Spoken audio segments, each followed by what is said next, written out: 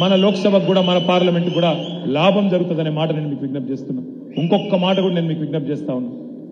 ఇష్టం వచ్చినట్టు మాట్లాడతారు కాంగ్రెస్ వాళ్ళు. శాసనసభ ఎన్నికలకు ముందు, అసెంబ్లీ ఎలక్షన్స్ ముందు ఏమన్నారు? బీజేపీ బీఆర్ఎస్ ఒకటే, బీజేపీ బీఆర్ఎస్ ఒకటే, కలిసిపోయినాయి మొత్తం, వీళ్ళు వాళ్ళు ఒకటే, be team be team be team. ఇది వాళ్ళ మాట.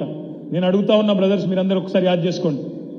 మొన్న జరిగిన అసెంబ్లీ ఎన్నికల్లో బండి సంజయ్ని ఓడించింది ఏ పార్టీ? బండి సంజయ్ని ఓడించింది ఏ పార్టీ? ధర్మపురి అరవింద్ని ఓడించింది ఏ పార్టీ? ఈటెల రాజేందర్ ఓడించింది ఏ పార్టీ? రఘునందన్ రావు ఓడించింది ఏ పార్టీ? సోయం బాబురావు ఓడించింది ఏ పార్టీ? రాజా సింగ్ను కూడా దాదాపు ఓడించింది ఏ పార్టీ?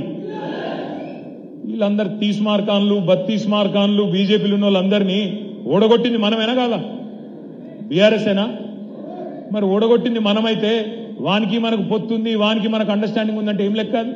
ఇంకోటి కర్మగాలి, కేసీఆర్ గారు కూడా ఓడిపోయింది ఎవరి చేతిలో? బీజేపీ చేతులనే కదా. మరి మనకు వానికి ఏమైనా పొత్తుంటే, కామారెడ్డిలో కేసీఆర్ గారు మన నాయకుడు ఒక అనామకుడు చేతిలో ఓడిపోతుంటే చూస్తా ఊరుకుంటామా? వాళ్ళకు మనకి ఏమైనా అండర్స్టాండింగ్ ఉంటే? ఇంతకంటే చిల్లర మాట ఇంకోటి ఉంటుందా? అసలు ఎవరికున్నదండి అవగాహన? నాకు తెలియక అడుగుతా. పోయినసారి కరీంనగర్ లోక్సభలో ఏం జరిగింది? 2019లో ఇక్కడ కాంగ్రెస్ ఓట్లన్నీ బదలాయించలేదా బీజేపీకి? బండి సంజయ్ కానాడు కాంగ్రెస్ ఓట్లు మొత్తం వేయించలేదా? పొన్నం ప్రభాకర్ గారు మొత్తం డిపాజిట్ కోల్పోలేదా? పక్కన నిజామాబాద్ లో కూడా అరవింద్ గారికి మొత్తం కాంగ్రెస్ ఓట్లు బదలాయించలేదా? జగిత్యాలలో జీవన్ రెడ్డి గారికి 60,000 ఓట్లు వస్తే పార్లమెంట్ కాడికి వచ్చే వరకు 10,000 ఓట్లు వచ్చినమాట వాస్తవం కాదా? కాంగ్రెస్ ఓట్లు అంటే తబాదల కాలేదా? మ్యాచ్ ఫిక్సింగ్ కాలేదా? ఇది వాస్తవం కాదా? ఈసారి కూడా మళ్ళా అదే చేసే ప్రయత్నం చేస్తారు. ఈసారి కూడా మళ్ళా చేస్తారు. హుజురాబాద్ ఉప ఎన్నికలో కూడా జరిగిందని సునీల్ రావు గారు యాద్ చేస్తున్నారు. హుజురాబాద్ ఉప ఎన్నికలు చేయలేదా? ఈటెల రాజేందర్ గారిని గెలిపించేందుకు ఆనాడు బల్మూరి వెంకట అనే ఒక పిల్లగాన్ని పెట్టి 3,000 ఓట్లు డిపాజిట్ గల్లంతైంది. వాస్తవం కాదా? బీజేపీ గెలుపులో ఈ రాష్ట్రంలో అడుగడుగున కాంగ్రెస్ పాత్ర ఉంది. కానీ బీజేపీని నిలువరించిన ఒకే ఒక్క పార్టీ మన పార్టీ, మన కేసీఆర్ గారి దళం అనే మాట నేను మీకు గుర్తు చేస్తున్నా. ఇంకొక మాట కూడా నేను చెప్తున్నా మీకు. ఎన్ని మాటలు మాట్లాడినది ఎలక్షన్ ముందు? బీ టీం అంటారు. నేను ఒక్కటి అడుగుతున్నా, ఎందుకు బీ టీం? ఎట్లా బీ టీం?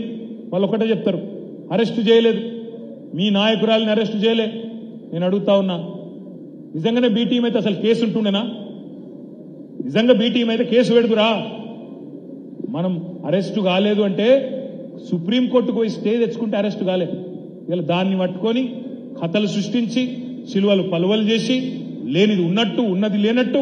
వాస్తవం ఏంది? ఎవరితోనున్నారు? ఇదే రాహుల్ గాంధీ, ఇదే రేవంత్ రెడ్డి. అదానీ అనేట ఆయన ఏమేమని తిట్టినరు? ఏమేమన్నారు ఆనాడు? అదానీ మోడీ ఒకటే, అదానీ వేరు ప్రధాని వేరు కాదు, ఇద్దరు ఒకటే. అదానీ దోచుకొని సొమ్ము 609వ స్థానం నుంచి 2వ స్థానానికి ఎదిగిండు. మొత్తం ప్రపంచంలో 2వ కుబేరుడు అయ్యిండు. దానికి కారణం Modi.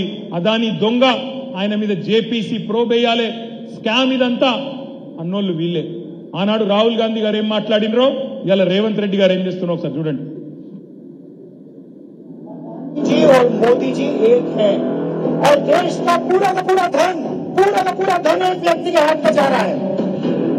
Airport, ports, defence, infrastructure, storage, agriculture storage, सेब, हिमाचल प्रदेश में सेब, कश्मीर में सेब, पूरा का पूरा धन एक व्यक्ति के हाथ में जा रहा है। और जब हम प्रधानमंत्री से पूछते हैं ये 609 से 2 कैसे पहुंचा, बस ये बता दीजिए रिश्ता क्या है। हमारी पूरी की पूरी स्पीच एक्सपंज हो जाती है। खारगे जी की पूरी स्पीच एक्सपंज हो जाती है। प्रधानी जी के बारे में हिंदुस्तान के पार्लियामेंट हाउस में सवाल नहीं पूछा जा सकता है। हम पूछेंगे, एक बार नहीं हजारों बार पूछेंगे, रुकेंगे नहीं जब तक सच्चाई नहीं निकलेगी। अदानी जी की सच्चाई नहीं निकलेगी तब तक हम नहीं रुकेंगे। రేవంత్ రెడ్డి గారు చెప్పింది ఏంటి అదాని మీద?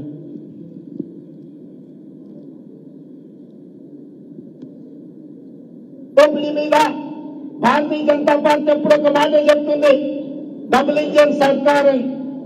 డబుల్ ఇంజన్ సర్కార్ యొక్క అర్థం ఈడున్న మిత్రులకు తెలుసో తెలియదో నాకు తెలియదు, కానీ నేను చెప్పదలుచుకున్నా. डबल इंजन का मतलब अदानी प्रधानी, एक इंजन अदानी दूसरे इंजन प्रधानी।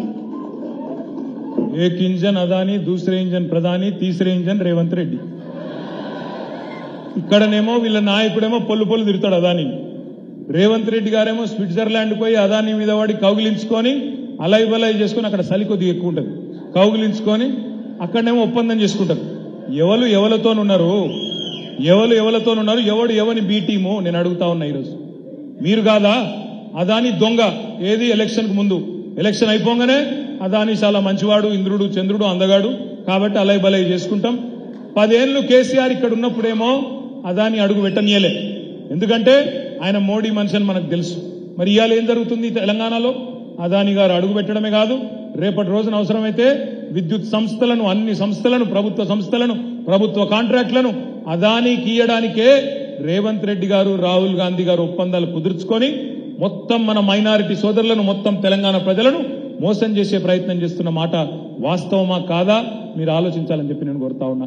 ఈ వాస్తవాన్ని మనం ఇంటింటికి ప్రతి ఫోన్లోకి తీసుకొని పోవాల్సిన బాధ్యత మన తెలంగాణ బలగం మీదనే ఉన్నదనే మాట కూడా నేను మీకు విజ్ఞప్తి చేస్తున్నా.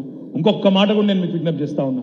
ఇవాళ వాస్తవం చెప్పానంటే ఈరోజు ఇప్పుడున్న పరిస్థితుల్లో నాకున్న అవగాహన మేరకైతే అదానీ విషయంలో రేవంత్ రెడ్డి గారు చేసిన పని ఏదైతే ఉన్నదో, ఆయన ఏదైతే పోయి అక్కడ అలై బలై చేసుకున్నాడో, నాకైతే ఒకటే అనిపిస్తున్నది. రేపటి రోజున ఇదే రేవంత్ రెడ్డి గారు సేమ్ మహారాష్ట్రలో ఎట్లయితే అయ్యిందో, ఒక ఏకనాథ్ షిండే తయారై అవతల వేండి చూడు, ఇక్కడ రేపటి రోజున ఆ పని జరిగినా ఆశ్చర్యం లేదు. తెలంగాణ ఏకనాథ్ షిండే రేవంత్ రెడ్డి అయినా ఆశ్చర్యం లేదనే మాట కూడా నేను మీకు విజ్ఞప్తి చేస్తా ఉన్నా. జాగ్రత్త అని నేను విజ్ఞప్తి చేస్తా ఉన్నా. ముఖ్యంగా తెలంగాణలో ఉండే మైనారిటీ సోదరులకు నేను విజ్ఞప్తి చేస్తా ఉన్నా. రేవంత్ రెడ్డి మూలాలు బీజేపీలో, ఏబీవీపీలనే ఉన్నాయి. అందుకే ఇవాళ ఆయన అడుగడుగులా మీరు గమనించండి, జాగ్రత్తగా చూడండి. ఆయన పోతాడు, ఢిల్లీకి పోతాడు, అమిత్ షా గారిని కలుస్తాడు. కలిసిన తర్వాత ఇక్కడ మా కౌశిక్ రెడ్డి గారు ఎమ్మెల్సీ ఉండే, కడియం శ్రీహరి గారు ఎమ్మెల్సీ ఉండే, ఇద్దరు ఒకటే రోజు రాజీనామా చేసింది.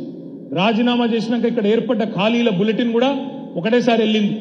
కానీ ఎలక్షన్లు మాత్రం 2 సార్లు పెడతారట. అదే 2 సీట్లకు, ఒకటేసారి ఖాళీ అయిన సీట్లకు 2 సార్లు ఎలక్షన్ ఎందుకు పెడతాను? రేవంత్ రెడ్డి పోతాడు, అమిత్ షాను కలుస్తాడు, గంటకు నోటిఫికేషన్లు 2 అలగలగా వస్తాయి. ఎందుకు? 2 అలగలగ నోటిఫికేషన్లు వస్తే 2 సీట్లు కాంగ్రెస్కే పోతాయి. ఒకటేసారి 2 ఎన్నికలు వస్తే 1 సీటు కాంగ్రెస్కు, ఇంకో సీటు మనకొస్తుంది. 2 అలగలగై 2 కాంగ్రెస్కే పోవాలి. అవసరమైతే బీజేపీ బలకపడకపోయినా పర్వాలేదు, బీఆర్ఎస్ ఖతం కావాలన్నదే ఆ 2 పార్టీల యొక్క ఒప్పందం. అందుకే నేను మీకు విజ్ఞప్తి చేస్తా ఉన్నా, ఎవరెవరికి అక్రమ సంబంధాలు ఉన్నాయి, ఎవరు ఎవరితో అంటగాగుతున్నారు, ఎవరు లోపాయికారి ఒప్పందాలు కుదుర్చుకుంటున్నారో తెలంగాణలోని మైనారిటీ సోదరులకు, ముస్లిం మైనారిటీలు కానీ, క్రిస్టియన్ మైనారిటీలు కానీ, సిక్కు సోదరులు కానీ అర్థం చేసుకోవాలని చెప్పి నేను కోరుతా ఉన్నా.